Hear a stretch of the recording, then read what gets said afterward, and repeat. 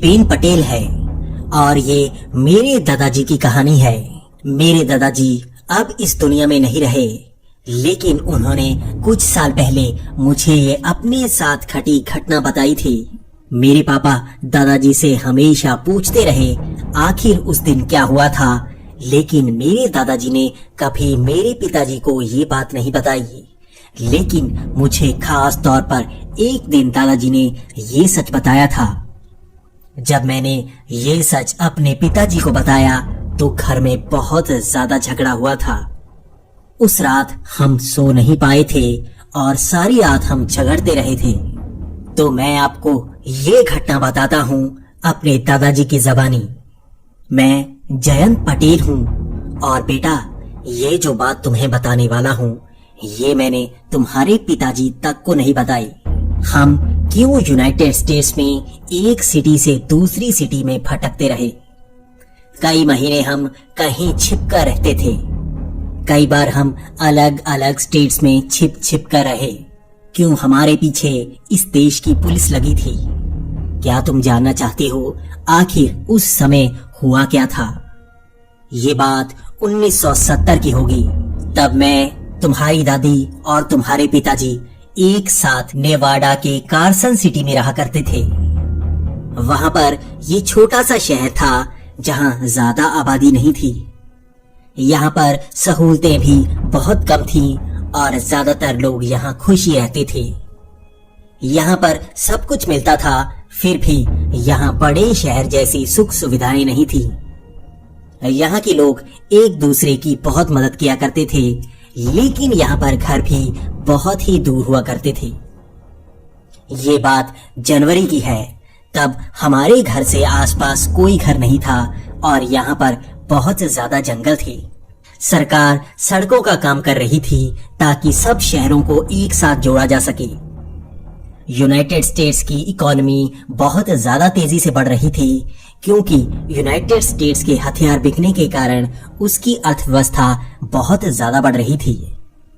तब देश में एक ही बात की जाती कि हमारा देश महान है और यहाँ पर हम बहुत ही जल्दी तकनीक को ऊपर ले जाते जा रहे हैं। सबका यही सोचना था कि हमारा मुकाबला सोवियत यूनियन से है, लेकिन कई एक्सपर्ट्स का मानना था कि हमारा मुकाबला कभी सोवियत यूनियन से था ही नहीं। हमारे पास ऐसे हथियार आ चुके थे जिससे हम सोवियत यूनियन को बहुत ही आसानी से हरा पाते, लेकिन किसी को यह पता नहीं था कि ये हथियार हमारे पास आए कैसे। आखिर इतनी उन्नत तकनीक हम कैसे पा पाए थे? हमारे शहर में भी तब यही बात होती, लेकिन सरकार इन बातों को दबाना चाहती थी, इसलिए रेडियो पर भी अलग तरह की खबरें चलती। तब हम भी बोर हुआ करते थे और मैं भी अपनी गन लेकर शिकार पर जाया करता था। पूरे देश में ऐसी खबरें सुनने को मिल रही थी कि कई जगह पर यूएफओ देखे गए हैं, लेकिन हम सब यही सोचते थे कि सोवियत यूनियन अपने विमान अमेरिका में भेजता है और यहाँ पर वो कुछ न कुछ कर रहा है। अमेरिका की सरकार पूरी दुनिया को यही बता रही थी कि यहाँ पर यूएफओ आ रहे हैं, लेकिन यूनाइटेड स्टेट्स और सोवियत यूनियन में एक तरह से युद्ध चल रहा था जिसका आम दुनिया को नहीं पता था। हम तो यही सोचा करते थे, लेकिन ऑफिशियली किसी को कुछ पता नहीं लग पा रहा था। यहाँ पर कई लोगों ने ऐसी कंप्लेंट लिखाई थी कि उन्हें कई अजीब तरह के विमान नजर आते हैं, लेकिन पुलिस भी अलग ही रहती थी। पुलिस पर ऊपर से दबाव था कि ऐसे केसेस पर ज्यादा ध्यान ना दें, और वहां पर FBI के खास लोग आते थे ऐसी बातों की तफ्तीश करने। मैंने अब तक ऐसा कोई विमान नहीं देखा था, लेकिन जल्द ही मेरा सामना भी ऐसी ही एक चीज से होने वाला था। मैं एक मैकेनिकल इंजीनियर था और मैंने यहाँ पर गैरेज डाला हुआ था। मैं लोगों की गाड़ियां ठीक किया करता था और शाम को मैं जल्दी ही फ्री हो जाया करता था। तुम्हारे पिताजी और तुम्हारी दादी घर पर ही रहा करते और मैं शाम को जंगल में घूमने जाया करता। मुझे हमेशा से शौक था जंगल में घूमने का। मेरे साथ कोई नहीं होता, लेकिन मैं अपनी गन अपने साथ लेकर जाता। जनवरी के महीने ये हालात भी कुछ ऐसे ही थे। यहाँ पर थोड़ी थोड़ी धुंध थी और मैंने अपनी गन उठाई और मैं जंगल की तरफ चल पड़ा। मैं जंगल में ये देखने जाता था कि यहाँ पर कैसा माहौल है और क्या यहाँ पर अलग अलग तरह के जानवर देखने को मिलते हैं। लेकिन यहाँ पर अब काफी अंधेरा हो चुका था और मैं चलते चलते जंगल के काफी बीच तक आ गया था। मेरे हाथ में टॉर्च थी जो अब धीरे धीरे बंद होने लगी थी। तब मुझे ध्यान में आया कि मैं इसकी बैटरीज बदलना भूल गया हूँ। मेरे पास एक ही टॉर्च थी और उसकी बैटरीज भी मैं बदल नहीं पाया था। अब मुझे जल्द से जल्द वापस जाना था क्योंकि अंधेरे में मुझे कुछ ज्यादा नजर नहीं आ रहा था। लेकिन तभी एक बहुत तेज रोशनी मेरे ऊपर से निकली। मेरा ध्यान ऊपर पड़ा और मेरे दिमाग में वही खबरें चलने लगी। मैं सोच रहा था कि आखिर ये रोशनी इतनी नीचे से कैसे आ सकती है। लेकिन जब मैंने ऊपर ध्यान से देखा तो ये एक गोल उड़न तश्तरी थी। पहले मैंने सोचा कि ये क्या एलियन हो सकते हैं, लेकिन तब मेरे दिमाग में आया कि अमेरिका और सोवियत यूनियन इसी तरह से छिपकर कुछ ना कुछ एक दूसरे के देश में कर रहे हैं। तो मैं उस उड़न तश्तरी के पीछे पीछे जाने लगा। मैं देख रहा था वो काफी नीचे थी और काफी पेड़ों से वो टकरा रही थी और ऐसे ही एक जगह पर वो रुक गई। वो वहां पर काफी तेजी से घूम रही थी और नीचे की तरफ काफी रोशनी पड़ रही थी। मैं उसके आसपास ही देख रहा था कि आखिर वहां पर हो क्या रहा है। लेकिन मैं जैसे ही उसे देख रहा था मेरे होश उड़ते जा रहे थे। वो रोशनी जैसे ही नीचे पड़ी वहां पर कई पेड़ लगे हुए थे जो काफी नीचे थे। लेकिन उस रोशनी के पड़ने के बाद ही वो जैसे जलकर खाक हो गए। लगभग एक ही सेकंड में वो जलकर बिल्कुल साफ हो गए थे और वहां पर सिर्फ मिट्टी नजर आ रही थी। ये तो ऐसे था जैसे कोई भविष्य के मशीन ने इस तरह से पेड़ों को गायब कर दिया हो।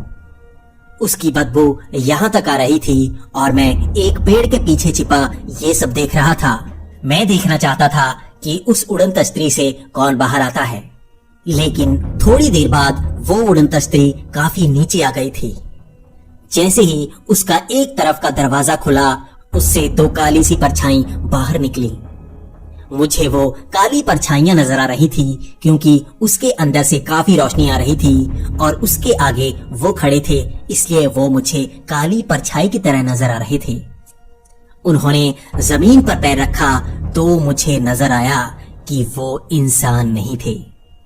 उनके पैरों की सिर्फ 3 ही उंगलियां थीं और वो 3 से 4 फुट के होंगे। उनके सर बहुत बड़े थे। पहले तो मुझे लगा जैसे किसी ने स्पेस सूट डाला हो, लेकिन जैसे ही वो आगे आए उन पर बहुत ज्यादा रोशनी पड़ रही थी तो मुझे नजर आया कि ये उनकी स्किन थी। उनकी त्वचा जैसे चमक रही थी और उनकी आंखें बहुत बड़ी थी। उनकी आंखों की कोई पुतलियां नहीं थी और ये पूरी तरह से काली आंखें थी। उनका सर बड़ा और उनकी ठुड्डी बहुत ही तीखी सी थी और ये बिल्कुल ऐसे ही नजर आ रहे थे जैसे हम अखबारों में देख रहे थे। अखबारों में ऐसी ही कार्टून जैसी आकृतियां बनाई जाती थी कि ये एलियन हैं और हम सब उस पर हंसा करते थे। लेकिन मैं तो इन्हें अपने सामने देख रहा था।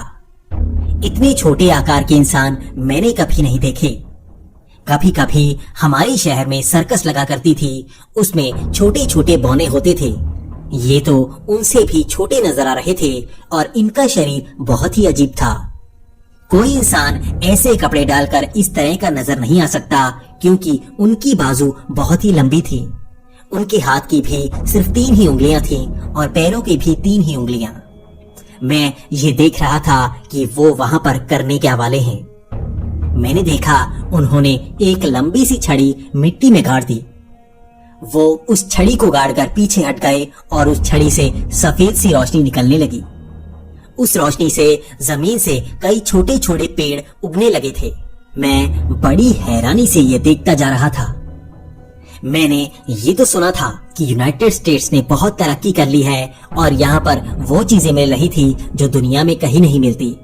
मैं भारत भी कई बार गया था और भारत तो बहुत ही पीछे था और मुझे हमेशा से लगता कि यूनाइटेड स्टेट्स सबसे आगे निकल गया है।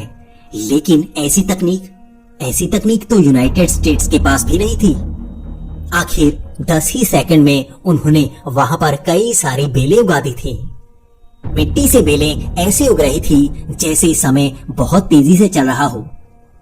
मैंने ऐसा सिर्फ टीवी में ही देखा था, लेकिन आंखों के सामने ऐसा बहुत ही अजीब लग रहा था। मैंने कॉलेज में पढ़ा था, इसे टेराफॉर्मिंग कहा जाता है। इस तरह से अलग वातावरण पैदा करना जिसमें हम वहां पर रह पाएं। अलग अलग ग्रहों पर इस तरह वातावरण नहीं होता और टेराफॉर्मिंग करके वहां का वातावरण अपने रहने लायक बनाया जाता है।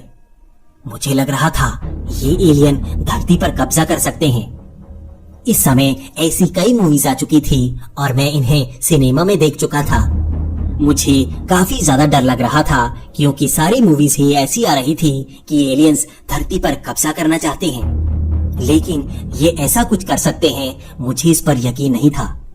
मैं इसे झूठ माना करता था, लेकिन मेरे सामने जो हो रहा था मैं उस पर यकीन नहीं कर सकता था। ऐसे ही जब मैं उस पेड़ के दूसरी तरफ थोड़ा आगे बढ़कर देखने लगा तो मेरे पैरों के नीचे एक छोटी सी लकड़ी आ गई। इस लकड़ी के पैरों के नीचे आने से वहां पर काफी आवाज हुई और इस आवाज को वो भी सुन सकते थे। वो दो मेरी तरफ देख रहे थे। वहां वो रोशनी उड़न तस्तरी से मेरी तरफ पड़ने लगी थी। ये उड़न तस्तरी काफी ज्यादा चमकने लगी थी और वो दो अजीब से एलियन उसी उड़न तस्तरी में भागकर पहुंच गए थे। उन्होंने उस छड़ी को वहीं पर गाड़ा हुआ था और वो उस उड़न तस्तरी में बैठे और वहां से जैसे गायब से हो गए। मुझे नहीं पता वो उड़न तस्तरी वहां से उड़कर गई थी या उस उड़न तस्तरी की रोशनी बंद हो गई थी, लेकिन वहां पर पूरी तरह से अंधेरा हो गया था। लेकिन मुझे ये भी पता था कि वो मुझे भांप चुके हैं। उन्हें पता है मैं यहाँ पर हूँ, इसलिए मुझे यहाँ से भागना होगा। मैं बड़ी ही तेजी से वहां से भाग रहा था। मुझे ये नहीं पता था कि वो मुझ पर हमला कर सकते हैं या नहीं। एलियंस हमारे लिए खतरनाक होते हैं या नहीं। मुझे तो ये तक पता नहीं था कि वो एलियंस है भी या नहीं, या वो किसी तरह के इंसान हैं जिन्हें सोवियत यूनियन यूनाइटेड स्टेट्स में भेज रहा है। मैं यही सोचता सोचता जंगल से भाग रहा था और मुझे उस जंगल से बाहर आना था। मैं बड़ी ही तेजी से भागता हुआ उस जंगल से बाहर आया और मैं भागकर घर की तरफ पहुंचा। मैं अपने घर के अंदर यही सोच रहा था कि आखिर आज हुआ क्या है। क्या ये कोई भ्रम था या सच में ऐसा हुआ था? मैं अपनी बीवी को कुछ बता नहीं सकता था और ना ही अपनी बेटी को कुछ बता सकता था। ये काफी अजीब सी घटना थी और मैं उन्हें डराना नहीं चाहता था। वो पूरी रात मैं सो नहीं पाया और अगले दिन जब मैं पुलिस स्टेशन पहुंचा तो वहां पर हालात बहुत ही अजीब थे। वहां पर कई लोग आए हुए थे जिन्होंने ऐसी उड़ती हुई उड़न तस्तरी को देखा था। सब लोग यही कह रहे थे कि उन्होंने एक चमकती हुई उड़न तस्तरी देखी है, लेकिन मैं उन सबसे अलग था। मैं ये कह रहा था कि मैंने उस उड़न तस्तरी में एलियंस तक को देखा है। मैं वो जगह दिखा सकता हूँ जहाँ पर एलियंस थे। मैं ये खास तौर पर इस बात का दावा कर रहा था कि मैं आप सबको वहां पर ले जा सकता हूँ। उन पुलिस वालों का रिएक्शन बहुत ही अलग था। वो जैसे हम सबका मजाक बना रहे थे। मैं उन लोगों को बता रहा था कि सच में मैंने एलियंस देखे हैं, लेकिन उन्होंने उन सबको जाने को कहा और कहा कि वहां पर इन्वेस्टिगेशन होगी, लेकिन मुझे खास तौर पर वहां पर बिठा दिया गया। मैं घर जाना चाहता था, लेकिन लगभग 1 घंटे तक मुझे वहां पर बिठाया गया और 1 घंटे बाद कुछ खास लोग मुझसे तफ्तीश करने आए। मुझे एक अलग कमरे में बिठाया गया और वो लोग काले कोट में आए थे। ये 4 से 5 लोग रहे होंगे और वो मुझसे खास बातों पर पूछ रहे थे। वो मुझसे हर तरह की जानकारी लेना चाहते थे, लेकिन मुझे एक बात पर सबसे ज्यादा शक हुआ। मैंने उनको उन एलियंस की ज्यादा जानकारी नहीं दी थी। वो एलियंस कैसे दिखते हैं, वो कैसे चलते हैं, मैंने ये बात उनको नहीं बताई थी, लेकिन वो मुझसे खुद इन बातों के बारे में पूछ रहे थे। और उन्होंने खास तौर पर कहा कि क्या उनके पैरों की 3 उंगलियां थी, क्या उनके हाथों में 3 उंगलियां थी, क्या उनकी आंखें बड़ी बड़ी थी। जब उन्होंने ये सवाल पूछे तो मैं जान गया था कि उनको सब पता है। वो जानते हैं कि वो कैसे दिखते हैं और मुझसे खास तौर पर तफ्तीश की जा रही है। अब मुझे थोड़ा भरोसा था कि वो मेरी बात मान जाएंगे, लेकिन 1 घंटा तफ्तीश करने के बाद मुझे घर भेज दिया गया। उसके बाद मुझे उस बारे में कुछ नहीं बताया गया, ना ही पुलिस स्टेशन में कोई रिपोर्ट लिखी गई। अगले दिन अखबार में यही खबर छपी थी कि वहां पर कई लोगों ने ऐसी उड़न तस्तरी को देखा है, लेकिन उसमें मेरी रिपोर्ट के बारे में कुछ नहीं बताया गया था। मेरी तो कोई खबर नहीं छपी थी, जबकि मैंने तो उन एलियंस को देखा था। जब मैं अगले दिन पुलिस स्टेशन में इस बात को बताने के लिए गया तो उन्होंने मुझे घर भेज दिया। उन्होंने कहा कि ऊपर से ऑर्डर्स आए हैं कि इस बात को ज्यादा आगे ना बढ़ाया जाए और यहाँ पर ज्यादा मैस क्रिएट ना किया जाए। इतना कहकर मुझे घर भेज दिया गया। मैं ये जानता था कि सरकार इन बातों को दबा रही है, लेकिन आज सच में मैंने ऐसा महसूस कर लिया था। लेकिन ये तो बस शुरुआत थी। इसके बाद अगले 3 से 4 दिनों तक मुझे अपने घर के अंदर कुछ रोशनी महसूस हुई। रात के 12 से 1 बजे घर के हम तीनों मेंबर उठ जाते। हमें ऐसा लगता जैसे कमरों के अंदर बहुत ज्यादा रोशनी बढ़ गई है। हम तो अंधेरे में एक दूसरे को देख तक पाते थे। यहाँ पर कोई रोशनी जल नहीं रही होती, फिर भी कमरे में बिल्कुल अंधेरा नहीं होता। यहाँ पर जैसे हर जगह पर रोशनी ही रोशनी होती। ऐसा ही 3-4 दिन तक हुआ और 3-4 दिन में हमारे शरीर पर कई घाव थे। ये हमारे लिए बड़ा ही अजीब था। हम नहीं जानते थे आखिर ये क्या हुआ है, लेकिन हम तीनों की गर्दन के पीछे कुछ घाव थे। मेरे बेटे और मेरी बीवी के तो सिर्फ गर्दन के पीछे ही घाव थे, लेकिन मेरी तो छाती पर कई निशान बन गए थे। ये निशान दर्द भी नहीं कर रहे थे, लेकिन बचपन से ऐसे निशान मेरे शरीर पर नहीं थे। ये तो जैसे बड़े बड़े मस्से थे, लेकिन ये ऐसे इतनी जल्दी कैसे बन सकते हैं?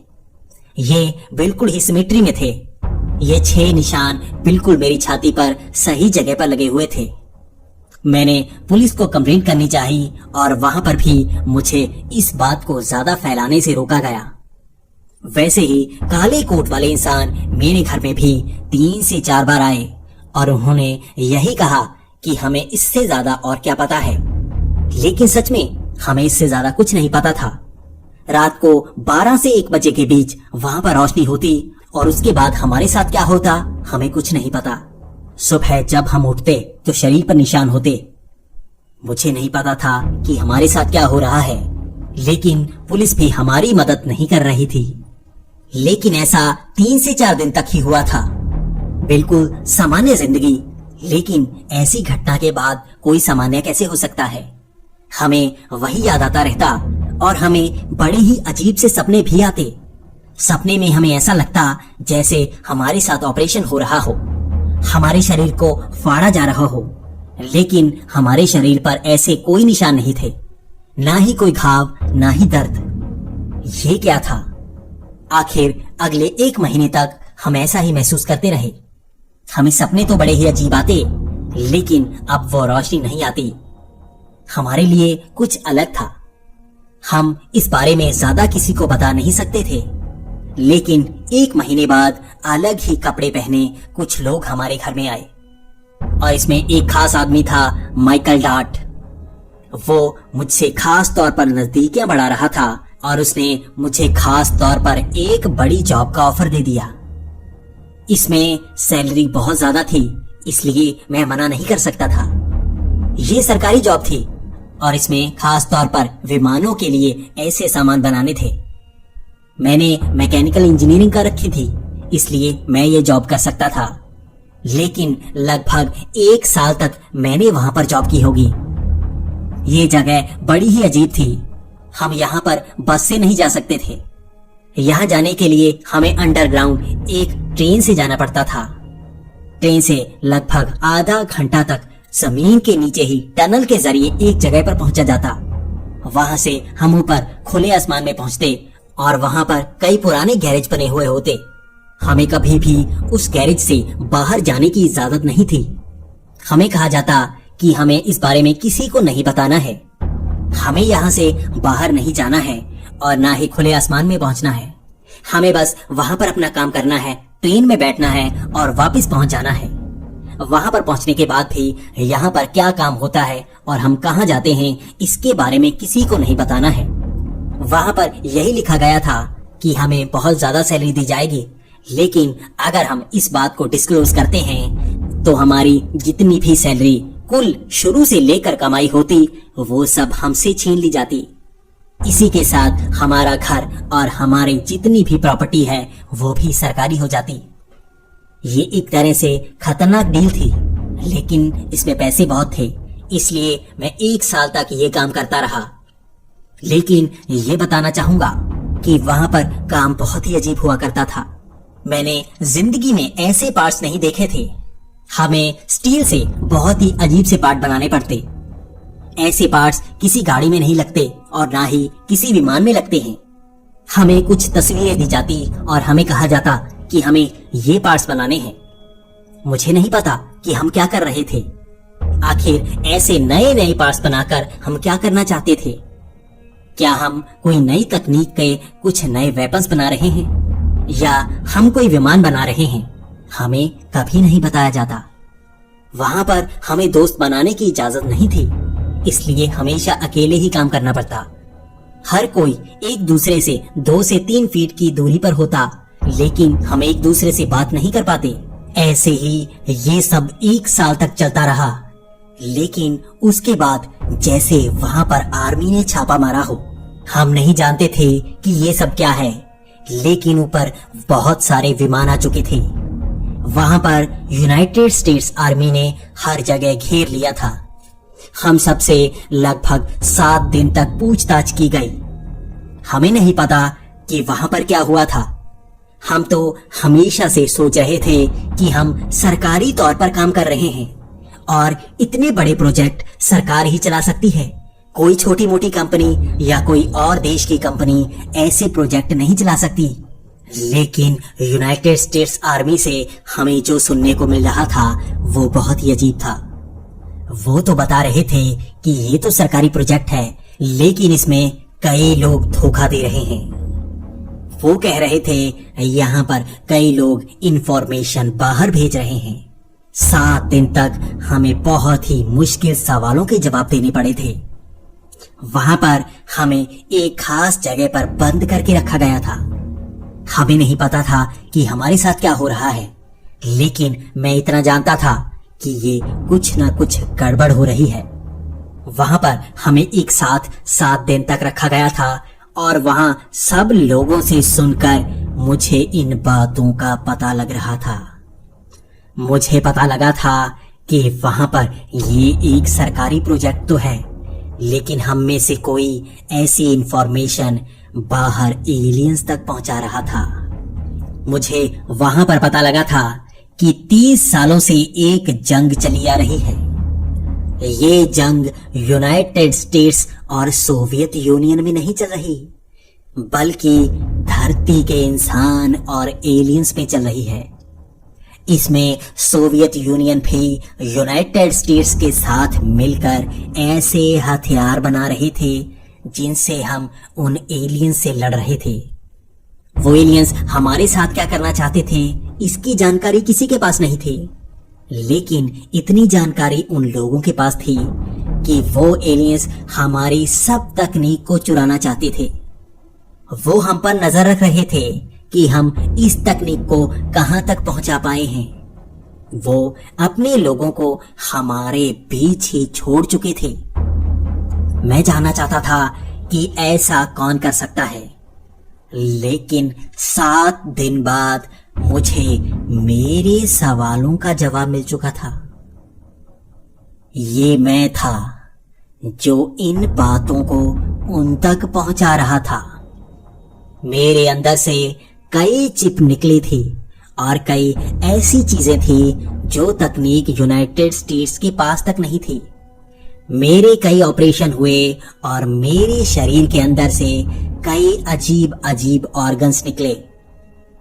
यूनाइटेड स्टेट्स के पास उस समय ऐसी तकनीक थी जिससे वो काफी कॉम्प्लेक्स मशीनें बना पाते, लेकिन एलियंस ने तो मेरे शरीर के अंदर कई ऑर्गन्स बना रखे थे।